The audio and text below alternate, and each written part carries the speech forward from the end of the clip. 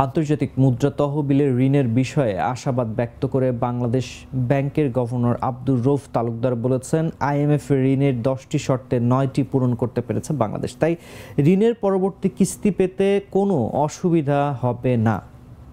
ঋণের শর্তের বিস্তারিত পর্যবেক্ষণ করতে আগামী সপ্তাহে দ্বিতীয়বারের মতো বাংলাদেশে আসছে আইএমএফের প্রতিনিধি দল।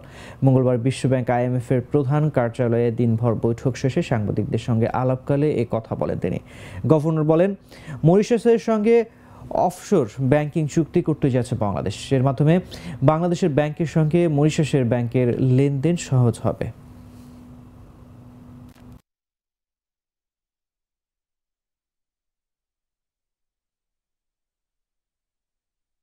এখন আমরা মিটিং করলাম আইএমএফ এর সাথে। সো আইএমএফ এর সাথে আপনারা আমরা একটা প্রোগ্রামে আছি, সেটা নিয়ে কি অবস্থা, সেকেন্ড রিভিউ তারা আসতেছে এবং ঢাকায় আপনারা তাদের সাথে কথা বলতে পারবেন। আর এখন আমি কথা বললাম মরিশাসের সেন্ট্রাল ব্যাংকের গভর্নরের সাথে। আপনারা জানেন যে আমরা অফশোর ব্যাংকিং অপারেশন কাজ করছি। মরিশাস তো এখানে খুব ভালো করেছে। সো মরিশাসের সেন্ট্রাল ব্যাংকের গভর্নর এগ্রিড যে তারা অফশোর ফাইন্যান্সিয়াল সার্ভিস কিভাবে আমরা ভালো করতে পারি, তারা আমাদেরকে তাদের যে এক্সপিরিয়েন্স দিয়ে হেল্প করতে রাজি হয়েছে এবং আমরা খুবই ক্লিয়ার। এবং ওখানে প্রায় 40,000 বাংলাদেশি থাকে, তাদের রেমিটেন্স পাঠানোর সমস্যা হচ্ছে। তো তারা এগ্রি করেছে যে তাদের ব্যাংকের সাথে আমাদের ব্যাংকের একটা ক্রসপন্ডিং ব্যাংকিং করে দেবে, সো দ্যাট আমাদের বাংলাদেশি ওয়ার্কাররা যেন ভালোভাবে রেমিটেন্স পাঠাতে পারে।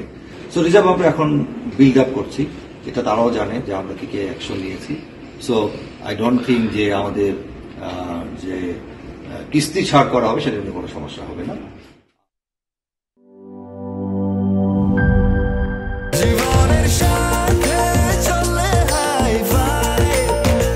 স্বাস্থ্যকর অল টাইম ফ্যামিলি কেক, সব সময় অল টাইম হেলদি লাইফ।